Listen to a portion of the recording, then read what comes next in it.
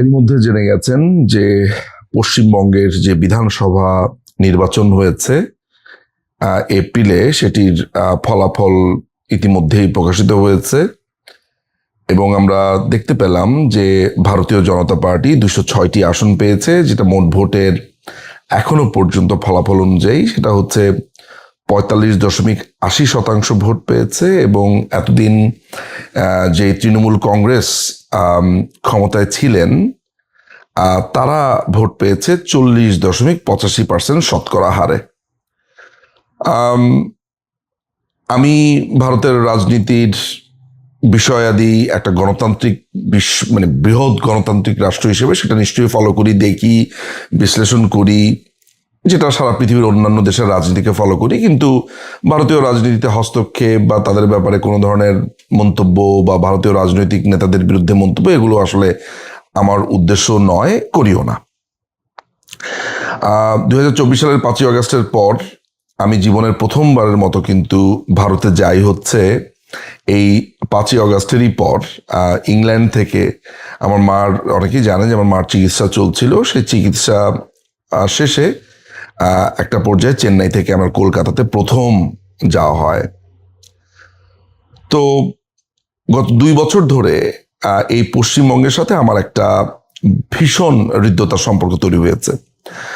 কলকাতার লেখক, কবি, সাহিত্যিক, বুদ্ধিজীবী, চলচ্চিত্রকার, অভিনয় শিল্পী, গায়ক, গায়িকা, ভিন্ন জনরার মানুষের সাথে আমার সম্পর্ক হয়েছে, পরিচিত হয়েছি। এবং বলা যেতে পারে পশ্চিমবঙ্গর সাধারণ মানুষ থেকে শুরু করে শিক্ষক, বুদ্ধিজীবী, ছাত্র, রাজনীতিবিদ, বিভিন্ন জনরার মানুষের সাথে আমার এই গত 2 বছরে বলবো ভালো একটা সম্পর্ক তৈরি হয়েছে। তাদের কথা বুঝবার, তারাও আমার কথা শুনবার, এই ধরনের এক ধরনের মিথস্ক্রিয়া আমাদের মধ্যে আদান প্রদান হচ্ছে।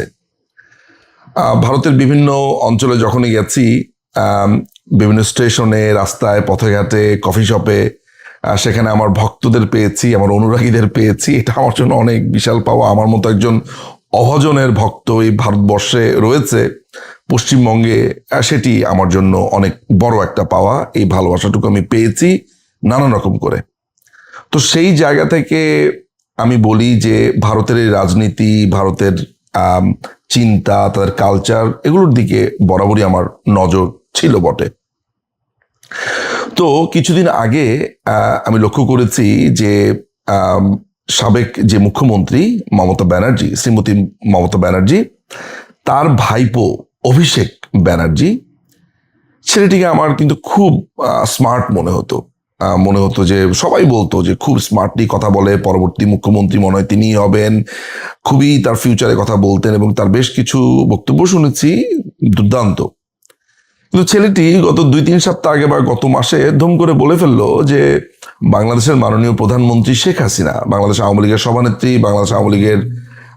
সভানেত্রী, এবং বাংলাদেশের প্রধানমন্ত্রী, মাননীয় প্রধানমন্ত্রী শেখ হাসিনা, তিনি 1.5 বছর ধরে ভারতে কিভাবে আছেন, শরণার্থী হিসেবে নাকি অনুপ্রবেশকারী, এই কথা বলে অভিষেক একটা বক্তব্য দিয়েছে, যেটা ভীষণ অবাক করবার মতো একটা ব্যাপার। অভিষেককে অনেকেই বলে থাকেন যে খুবই বুদ্ধিমান রাজনীতিবিদ, চৌকস রাজনীতি হতে যাচ্ছেন বয়স কম হলেও। আমি খুব অবাক হয়েছি। কেন অবাক হয়েছি?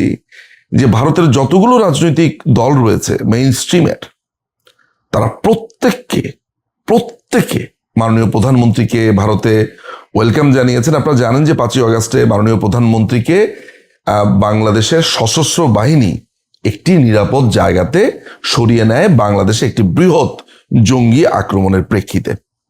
যাই হোক, অভিষেক সম্ভবত পশ্চিমবঙ্গের মানুষের পালস ধরতে পারেনি। এই যে বললাম যে পশ্চিমবঙ্গের মানুষের সাথে আমার একটা হৃদ্যতা তৈরি হয়েছে বিভিন্ন জনরার। কেন বলেছি এই কথাটা? প্রত্যেকটা সাধারণ মানুষ, যেখানে খেতে গেছি, ক্যাফে, রেস্তোরাঁ, রাস্তায়, ঘাটে, কনসার্টে, থিয়েটারে, যত জায়গাতে গেছি আমি কলকাতাতে, সাধারণ মানুষ আমার পরিচয় পেয়ে বা কেউ আমাকে চিনতে পেয়ে আমাকে জিজ্ঞেস করেছেন, দাদা এত বড় একটা ঘটনা ঘটে গেল, কি হবে বাংলাদেশের। প্রত্যেকটা মানুষ মাননীয় প্রধানমন্ত্রীর এক তুমুল ভক্ত, মাননীয় প্রধানমন্ত্রী শেখ হাসিনার। শেখ হাসিনা, আওয়ামী লীগ, বাংলাদেশের মুক্তিযুদ্ধ, বাংলাদেশের সেকুলারিজম, বাংলাদেশের প্রগতিশীল চিন্তা, বাংলাদেশের কালচার, এগুলোর প্রতি পশ্চিমবঙ্গের মানুষের এক ধরনের তীব্র ভালোবাসা রয়েছে। তৃণমূল কংগ্রেসকে ভোট দিয়েছে এমন অসংখ্য মানুষ আওয়ামী লীগ, মাননীয় প্রধানমন্ত্রী শেখ হাসিনার ভীষণ রকমের ভক্ত। সেটা একেবারে অভিনয় শিল্পী থেকে, রাজনীতিবিদ থেকে শুরু করে একেবারে সাধারণ মানুষ পর্যন্ত। এই যে পালস, মাননীয় প্রধানমন্ত্রীর ব্যাপারে যে জনতার একটা ভালোবাসা পশ্চিমবঙ্গের, এই পালস মমতা ব্যানার্জিও তার দল বুঝতে পারেনি। এটি আমার জন্য খুবই বিস্ময়কর। আমি সবার কথা বলবো না, যদি মমতা ব্যানার্জির ভাইপো এটা বলে থাকে, আমি জানি না তারা কাকে প্রমোট করার জন্য বলেছে, কি কারণে বলেছে, আমার কোনো ধারণা নাই। কিন্তু আমি বিস্ময় হয়েছি যে আমার কাছে মনে হলো যে পশ্চিমবঙ্গের অনেক ইস্যুজ রয়েছে পলিটিক্যাল, অনেক, সেটা তাদের জনগণ নির্ধারণ করেছে, তারা কেন ভোট দেওয়ার ক্ষেত্রে কি কি জিনিস চুজ করেছেন। কিন্তু একটা জিনিস আমি খুবই হলফ করে বলতে পারি যে মাননীয় প্রধানমন্ত্রী শেখ হাসিনার ইস্যু একটি ব্যাপার, যে তার প্রতি যারা মমতা সেখানে দেখায়নি, যা তার প্রতি একটু রুষ্ট হয়েছে, সাধারণ জনগণ ভালোভাবে নেয়নি। বাংলাদেশে হিন্দু জনগণকে যেই পরিমাণ টর্চার করেছে জামাত, বিএনপি, এনসিপিরা মিলে 5ই অগাস্টের পরে বা তার আগে এই মৌলবাদীরা, সেটা ভারতের জনগণ ভালোভাবে নেয়নি। এবং এই যে মন্তব্য, এই মন্তব্যের রিপার্কেশন, এটার যে পাবলিক কিভাবে জবাব দিয়েছে দেখতে পেলাম। যে তৃণমূলের একেবারে সাচ্চা ভোটার, যারা একেবারে খাস ভোটার বা তৃণমূলকেই ভোট দেবে, তারা পর্যন্ত আহত হয়েছে বাংলাদেশ প্রসঙ্গে তৃণমূলের যেই স্ট্যান্ড সেটি দেখে। পক্ষান্তরে বিজেপির শ্রী শুভেন্দু অধিকারী, তাকে আমি নিজ চোখে দেখেছি বাংলাদেশের পরবর্তী এই 5ই অগাস্টের পরিস্থিতির পর কি দুর্দান্তভাবে তিনি বাংলাদেশের পক্ষে দাঁড়িয়েছেন, বাংলাদেশের জঙ্গিদের বিরুদ্ধে দাঁড়িয়েছেন, দখলদার ইউনূসের বিরুদ্ধে দাঁড়িয়েছেন, এই এনসিপির টোকাই ছেচরা এদের বিরুদ্ধে দাঁড়িয়েছেন, এবং বাংলাদেশের জনগণের প্রতি তার ভালোবাসা, স্নেহ কি দুর্দান্তভাবে প্রকাশ পেয়েছে। আমি অনেক কথা জানি যে আমাদের অনেক মানুষকে তিনি কত রকমের যে সাহায্য তার কাছ থেকে মানুষ পেয়েছে, এগুলো আমি ডিটেলস বলতে যাচ্ছি না, মানে এগুলো ভেতরের কথা, যেটা আমাকে মুগ্ধ করেছে। সো শুভেন্দু অধিকারী বরাবর মাননীয় প্রধানমন্ত্রীকে যে সম্মান, ভালোবাসা দেখিয়েছেন, এটি অনেকগুলো ইস্যু থাকতে পারে পশ্চিমবঙ্গের এই বিধানসভা নির্বাচনে, এটি একটি যেটি শুভেন্দু অধিকারী তথা বিজেপির দিকে একটা প্রবলভাবে এই ভোটকে টেনেছে বলে আমার অন্তত পক্ষে অভিজ্ঞতা মনে হয়েছে। অনেকে বলতে পারেন যে না, এটা একটা ইস্যু মাত্র, এটা একটা অংশ মাত্র, বাংলাদেশ পুরোটা না। আমিও একমত যে অনেক ইস্যুস রয়েছে। পশ্চিমবঙ্গে গেছি, আমি দেখেছি নানান ধরনের মতামত রয়েছে সেখানে, আউটসাইডার থেকে শুরু করে বিভিন্ন রকমের ভোটার সংখ্যা, রিলিজন, অনেক কিছু এসেছে। সেটা এসেছে, এটা একেবারেই ভারতের ইন্টারনাল ব্যাপার, এগুলো নিয়ে আমার কোনো মন্তব্য নেই। কিন্তু মাননীয় প্রধানমন্ত্রী শেখ হাসিনার ব্যাপারে যে অভিষেকের যে মন্তব্য, মমতা ব্যানার্জির স্ট্যান্ড, যেই নীরবতা, সেটা অনেককে আহত করেছে। এবং অনেক ইস্যুসের মধ্যে এটি একটি সেগমেন্ট, একটি অংশ হিসেবে এসেছে বলে আমার কাছে মনে হয়েছে।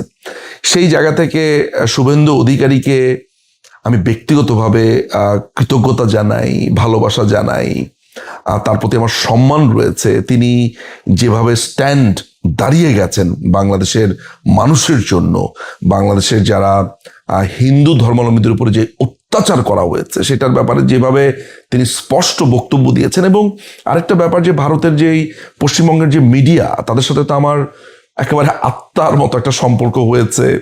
সাংবাদিক বলেন, সেখানে গেলে তো আমি নিয়মিত প্রেস ক্লাবে যাই, কথা বলি। আমার সাংবাদিক বন্ধুবান্ধব, প্রচুর সাংবাদিক বন্ধুবান্ধব, তাদের সাথে কথা বলে যেটা দেখেছি, তারা যেরকমভাবে স্ট্রংলি দাঁড়িয়ে গেছে বাংলাদেশের পক্ষে, সেটা তৃণমূল দাঁড়াতে ব্যর্থ হয়েছে। তো এই ভরাডুবির কার্যকারণ ভারতীয় জনতারাই, ভারতীয় মানুষরাই সেটা নিশ্চয়ই বের করবেন। কিন্তু বাংলাদেশ ইস্যু, বাংলাদেশ আওয়ামী লীগ ইস্যু, মাননীয় প্রধানমন্ত্রী শেখ হাসিনা ইস্যু, এটি একটি বড় কারণ দিনের শেষে সেখানে বাঙালি, বঙ্গবন্ধু, মুক্তিযুদ্ধ, বাংলাদেশের কালচার, সংস্কৃতি, এগুলোকে পশ্চিমবঙ্গের মানুষ নানানভাবে ধারণ করে, নানানভাবে ভালোবাসেন।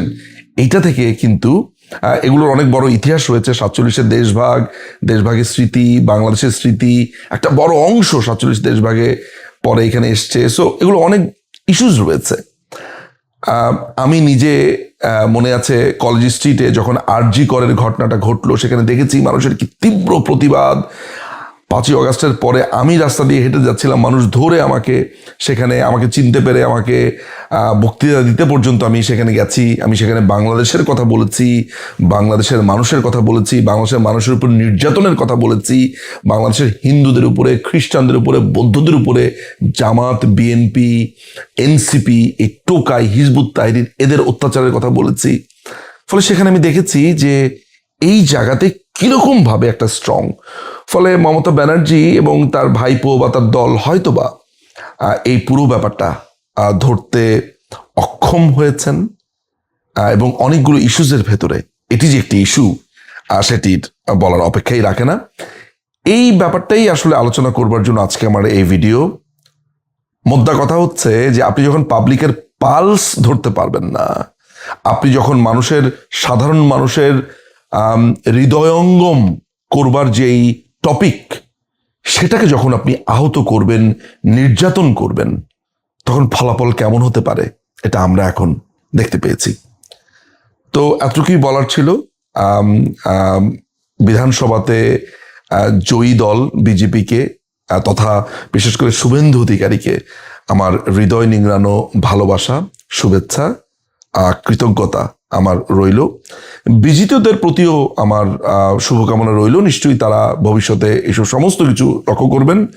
মোট কথা, ভারত, কলকাতা, পশ্চিমবঙ্গ, বাঙালি, এগুলো এক দুর্দান্ত ব্যাপার। আমার কাছে তো কলকাতা একটা ম্যাজিক্যাল সিটি।